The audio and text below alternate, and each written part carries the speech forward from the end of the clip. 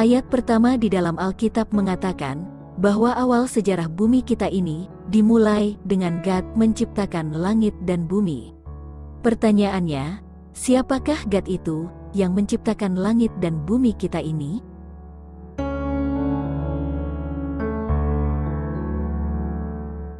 God adalah sumber segala-galanya. God hanya ada satu, dan Dia adalah Bapa. Karena Dia adalah Bapa, artinya Dia ada anaknya. Semua yang ada, menjadi ada karena Dia. Semua diciptakan oleh firman-Nya, dan firman-Nya adalah nafas-Nya.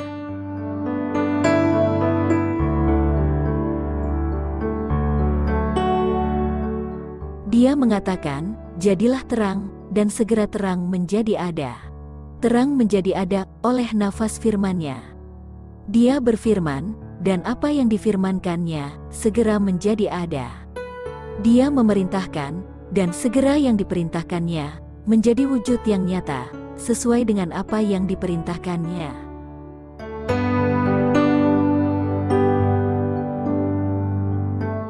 Dia membentuk manusia dari debu tanah dan menghembuskan ke dalam lubang hidungnya nafas kehidupan. Dan Adam menjadi makhluk yang hidup. Nafas, yang adalah firman-Nya, adalah kehidupan. Artinya, langit dan bumi dan segala isinya diciptakan oleh firman-Nya, yang adalah nafas kehidupan.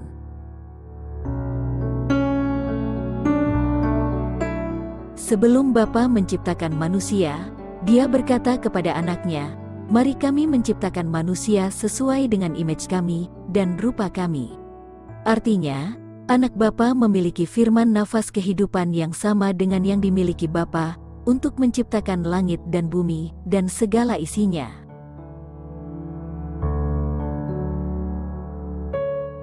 Bapa menciptakan segala-galanya melalui anaknya. Artinya, Kristus menciptakan langit, bumi, dan segala isinya dengan cara berfirman. Kita mengerti bahwa firman-Nya itu adalah firman nafas kehidupan-Nya Bapa. Sebagaimana Bapa memiliki kehidupan di dalam dirinya sendiri, demikian juga Bapa telah memberikan kepada anaknya, agar anak memiliki kehidupan ini di dalam dirinya sendiri. Inilah nafas firman kehidupan yang difirmankan anak dalam penciptaan langit, bumi, dan segala isinya.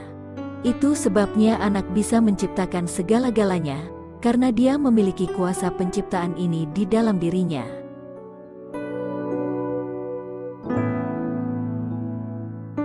Anak-anak memperoleh kehidupannya dari orang tua mereka. Namun, kehidupannya itu adalah kuasa penciptaannya Bapa, yang awalnya dihembuskan oleh anaknya ke dalam tubuhnya Adam, sehingga Adam menjadi makhluk yang hidup.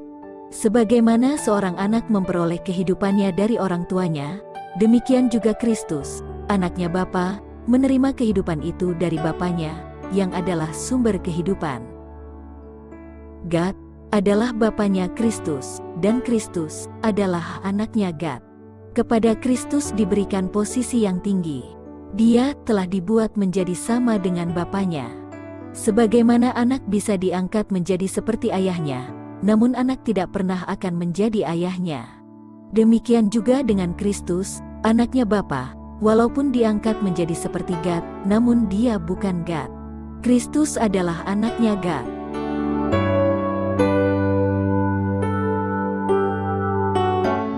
Kristuslah image Bapanya. Itu sebabnya, Bapa mengatakan kepadanya, "Mari kami menciptakan manusia sesuai dengan image kami." Melalui anaknya, Bapa menciptakan segala-galanya. Semuanya diciptakan melalui Dia. Sebelum apapun yang diciptakan menjadi ada, Kristus sudah ada.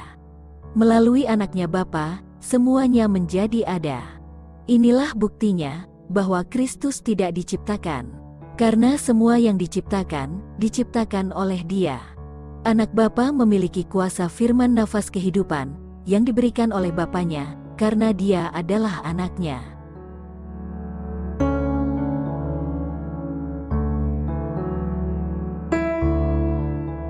Sebab apa saja yang ditulis dahulu kala, ditulis agar melalui kitab suci, kita semua bisa mendapatkan pengharapan. Yang dimaksudkan Rasul Paulus adalah tulisan dahulu kala di buku-buku Perjanjian Lama. Karena buku Perjanjian Baru belum ada di saat dia menulis surat buku Roma. Roh Kristus memberikan inspirasi kepada nabi-nabi mengenai apa yang akan terjadi kepada Kristus. Apa yang diungkapkan kepada para nabi, sekarang mereka ungkapkan kepada kami, yaitu Injil yang diberitakan kepada mereka. Artinya, pekabaran Injil Kristus yang memberikan pengharapan sudah diberitakan oleh para nabi di Perjanjian Lama.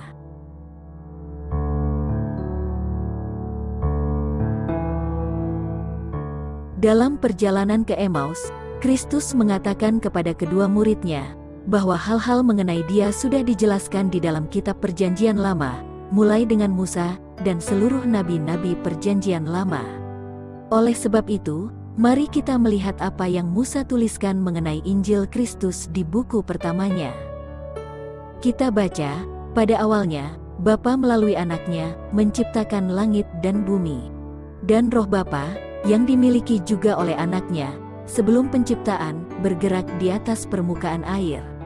Kita mengerti bahwa dengan kuasa firman-Nya, semua diciptakan. Firman nafas kehidupannya adalah roh-Nya. Roh-Nya Bapa dan Kristuslah kuasa penciptaan mereka, yang menciptakan langit, bumi, dan segala isinya. Kuasa penciptaan inilah yang adalah pengharapan semua orang berdosa, untuk diselamatkan dari dosa-dosa mereka. Kuasa yang menciptakan adalah kuasa yang menyelamatkan. Dan kuasa ini adalah Roh Kudus-Nya Bapa dan Anak. Inilah Injil Kristus yang ditulis Musa dan seluruh nabi-nabi di buku Perjanjian Lama.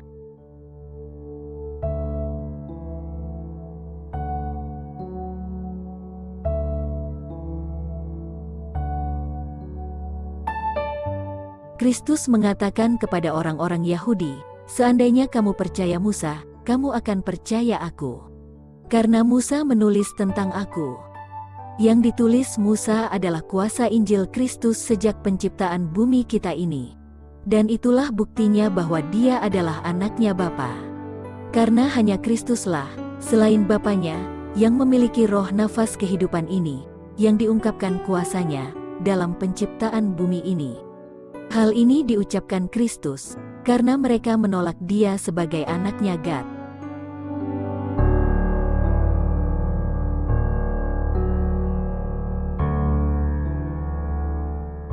Rasul Paulus menulis tentang kuasa penciptaan yang kekal ini, yang adalah kuasa yang hanya dimiliki oleh dua makhluk ilahi. Bapa adalah ilahi, dan anaknya pun ilahi, karena Dia adalah anaknya Bapa yang ilahi. Hanya merekalah yang memiliki kuasa penciptaan ini, yang adalah firman roh nafas kehidupan. Bukti dari kebenaran ini adalah semua yang diciptakan Bapa melalui anaknya, sehingga tidak ada yang dapat beralasan untuk tidak pernah melihat buktinya. Barang siapa percaya akan kuasa Injil kekal ini, tidak perlu binasa, melainkan memperoleh kehidupan kekal.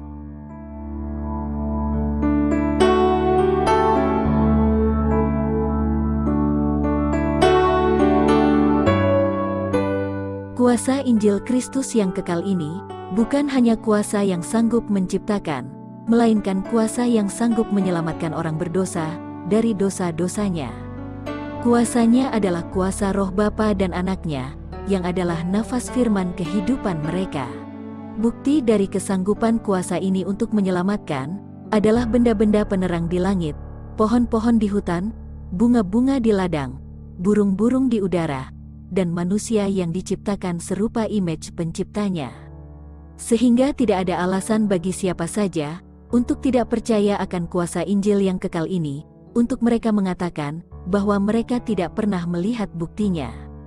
Itulah sebabnya di buku pertama, di 2 ayat pertama, kuasa roh mereka ini sudah ditulis oleh Musa, yang adalah tema daripada buku Alkitab, bahwa Bapa melalui Kristus sanggup menyelamatkan, sebagaimana mereka sudah membuktikan kesanggupan mereka dalam menciptakan langit, bumi, dan segala isinya. Itulah sebabnya, Rasul Paulus mengatakan bahwa dia tidak malu akan Injil Kristus yang dahsyat ini.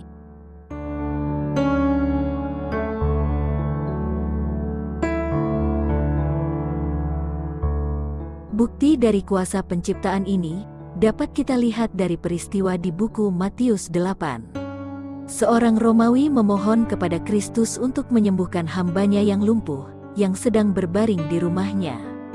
Kristus menjanjikan kepadanya untuk menyembuhkan orang lumpuh ini nanti, waktu dia kunjungi orang ini di rumahnya.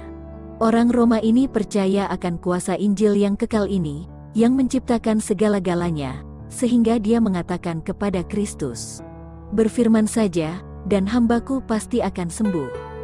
Orang ini mengerti bahwa kuasa penyembuhannya adalah kuasa firman roh nafasnya Kristus. Artinya, orang Roma ini mengakui bahwa Kristus adalah anak Bapanya di surga. Karena hanya anak Bapalah, selain Bapanya, yang memiliki kuasa penciptaan ini. Kristus mengatakan bahwa tidak pernah dia melihat iman sebesar ini, sekalipun di Israel. Iman kepada kuasa yang tidak kelihatan inilah yang perlu dimiliki siapa saja, yang tidak akan binasa, tetapi yang memperoleh kehidupan yang kekal.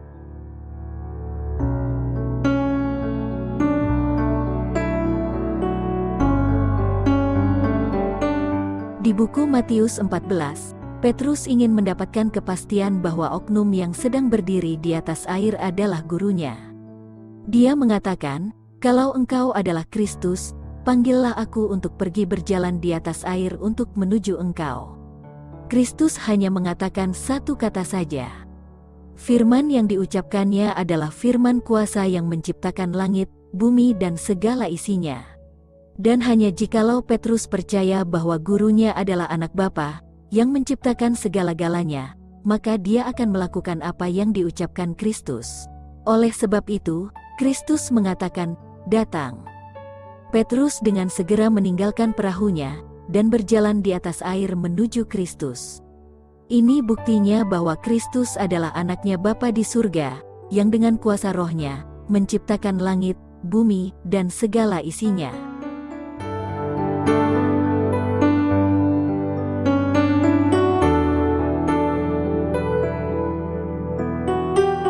Injil Kristus bukanlah sekedar kata-kata yang diucapkan, tetapi juga adalah kuasa, yang menyanggupkan pendengarnya yang percaya untuk melakukan perintah-perintahnya. Firman Kristus adalah firman yang menyanggupkan penurutan, sebagaimana Petrus disanggupkan untuk berjalan di atas air. Kuasa firman ini adalah kuasa rohnya Bapa dan anaknya. Waktu Kristus mengatakan kepada wanita yang kedapatan berzinah, "Pergi, dan jangan berbuat dosa lagi," perintah Kristus itu adalah kuasa rohnya, yang menyanggupkan wanita ini untuk tidak berbuat dosa lagi.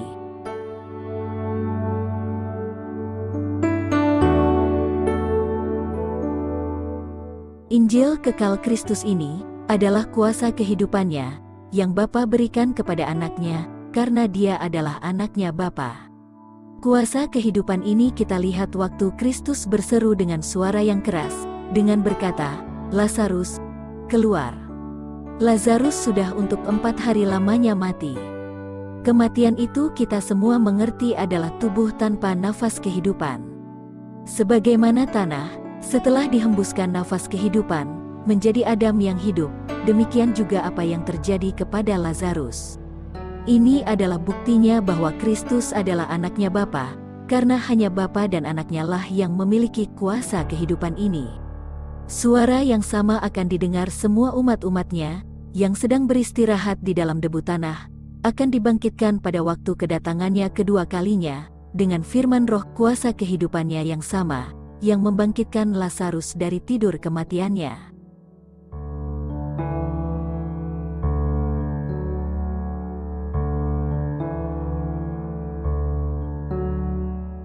Kristus mengatakan bahwa dia dan Bapanya adalah satu. Kristus tidak mengatakan bahwa dia adalah Bapanya, karena kita mengerti bahwa dia adalah anak Bapanya. Jadi, apa yang membuat anak dan Bapanya satu? Kristus katakan kepada Filip, "Dia yang telah melihat aku, telah melihat Bapa." Pertanyaannya adalah, apanya Bapa yang ada pada Kristus, yang membuat Filip waktu melihat Kristus, dia melihat Bapa? Kristus lanjut di ayat berikutnya dengan mengatakan kepada Filip, firman-Nya, yang adalah rohnya Bapa, yang berdiam di dalam dia. Dan rohnya Bapalah yang melakukan semua pekerjaan Kristus. Artinya Kristus dan Bapanya adalah satu, dan yang membuat mereka satu adalah rohnya. Roh Bapa adalah roh Kristus. Sehingga pekerjaannya Bapa diungkapkan pada setiap pekerjaan anaknya.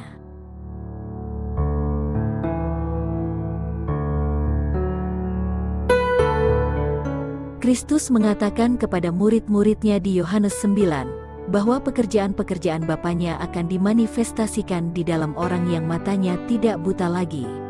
Orang yang matanya dibukakan mengatakan di ayat 32, sejak bumi ini diciptakan, tidak pernah terdengar mata orang yang buta dibukakan. Jikalau yang membukakan mata saya bukan dari Gad, pasti dia tidak bisa membukakan mata saya. Orang ini sedang mengungkapkan kuasa Injil Kristus yang menciptakan langit, bumi dan segala isinya. Melalui orang yang matanya dibukakan, pekerjaan Bapa melalui anaknya, pada hari itu diungkapkan kepada orang-orang Farisi, yang menyangkal Kristus sebagai anaknya Bapa di surga. Sementara orang ini, yang dibukakan matanya oleh kuasa Injil kekal ini, mengaku bahwa Kristus adalah anaknya Bapa. Kristus menanyakan kepadanya, "Apakah engkau percaya akan anak Gad?" Orang ini menanyakan kepada Kristus, "Siapakah dia?" Kristus menjawab, "Dia yang sedang berbicara denganmu adalah anaknya Gad." Orang ini katakan, "Aku percaya." Barang siapa percaya bahwa Kristus adalah anaknya Bapa, dan pekerjaannya bekerja di dalam dia, untuk menyelamatkan dia dari dosanya, tidak binasa, tetapi memperoleh kehidupan yang kekal.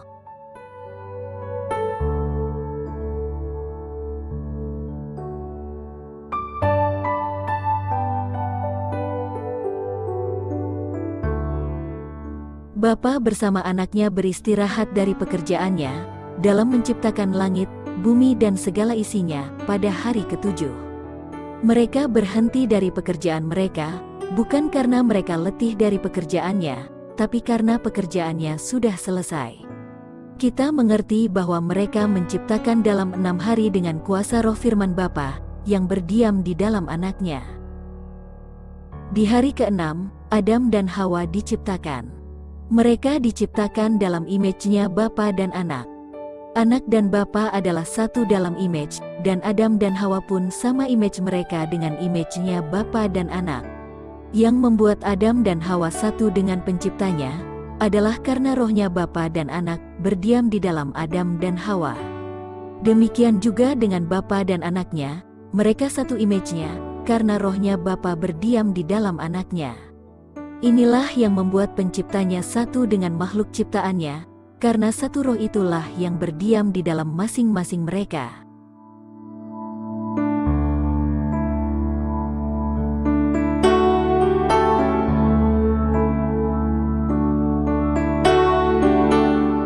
Hari Sabat, hari ketujuh, menunjukkan manusia kepada pekerjaan penciptaan, sebagai bukti daripada kuasa Bapa yang sangat dahsyat, dalam pekerjaan penebusan manusia, dari dosa-dosa mereka. Dosa telah memisahkan manusia dari penciptanya. Rencana keselamatan adalah untuk mempersatukan manusia kembali dengan penciptanya, sebagaimana Adam dan Hawa satu dengan Bapa dan Anaknya, waktu mereka diciptakan. Pekerjaan penebusan dinyatakan berhasil, hanya jika roh yang berdiam di dalam mereka, adalah roh yang berdiam di dalam Adam dan Hawa sebelum mereka berdosa. Hari Sabat, hari ketujuh, adalah tanda yang mengingatkan manusia akan kuasa penebusan ini, dengan menunjuk kepada kuasa penciptaan. Oleh sebab itu, ingat hari Sabat.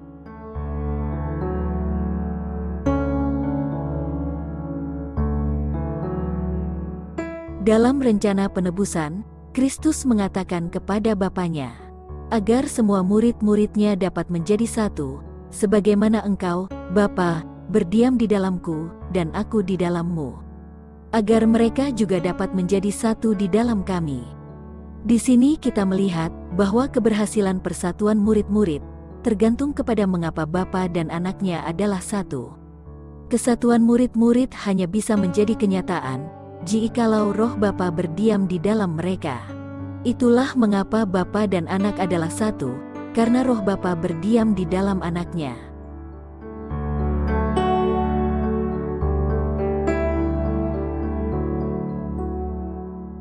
Kita mengerti bahwa yang membuat murid-murid satu adalah jikalau roh Bapa dan Anak berdiam di dalam mereka. Roh itu diberikan kepada murid-muridnya, sebagaimana roh itu Bapa berikan kepada Anak. Di Yohanes 17 ayat 22, Kristus mengatakan bahwa yang Bapa berikan kepada Anak adalah kemuliaannya. Dan kemuliaan itu Anak telah berikan kepada murid-muridnya.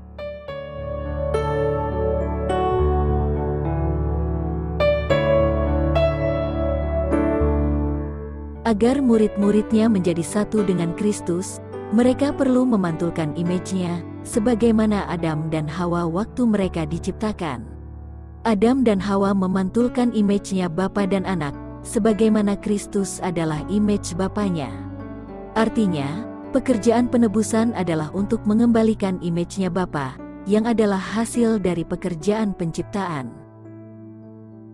Di saat Adam dan Hawa berdosa, mereka kehilangan kemuliaannya Bapa. Itu kita baca di Roma 3 ayat 23. Artinya image-Nya Bapa adalah kemuliaannya. Kemuliaan Bapa yang dipantulkan Adam dan Hawa adalah hasil pekerjaan Bapa dalam pekerjaan penciptaan melalui Anaknya. Yang diberikan Kristus kepada Adam dan Hawa adalah roh nafas kehidupannya yang dia terima dari Bapanya.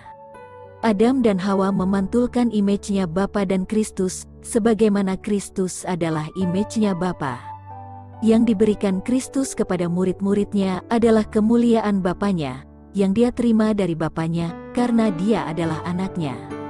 Roh Bapa yang berdiam di dalam Kristus bekerja, sehingga dengan melihat Kristus, Philip melihat kemuliaan atau image-Nya Bapa. Roh Bapa, yang adalah roh Anaknya, bekerja di dalam murid-muridnya, untuk memantulkan image-Nya Bapa dan Anaknya di dalam kehidupan mereka.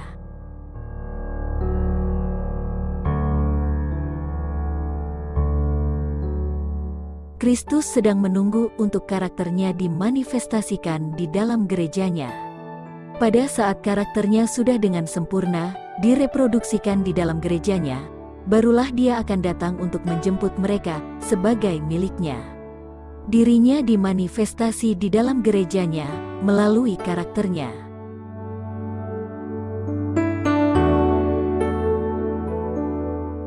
Karakternya Kristus yang adalah prinsip-prinsip yang dihidupkan Kristus, dimanifestasi gerejanya, akan terlihat dengan jelas hasil pekerjaan rohnya Kristus di dalam murid-muridnya, di mana kehidupan yang baru adalah kehidupan yang diungkapkan dalam kehidupan gerejanya.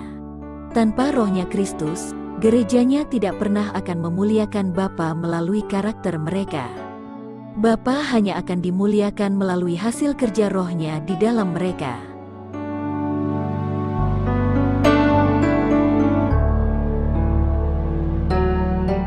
Kemuliaannya Bapa adalah karakternya, dan kemuliaan ini dimanifestasikan di dalam Kristus.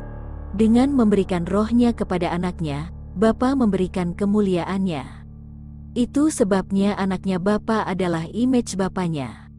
Dengan rohnya Kristus berdiam di dalam murid-muridnya, rohnya bekerja untuk mengungkapkan kemuliaan Bapa di dalam kehidupan gerejanya.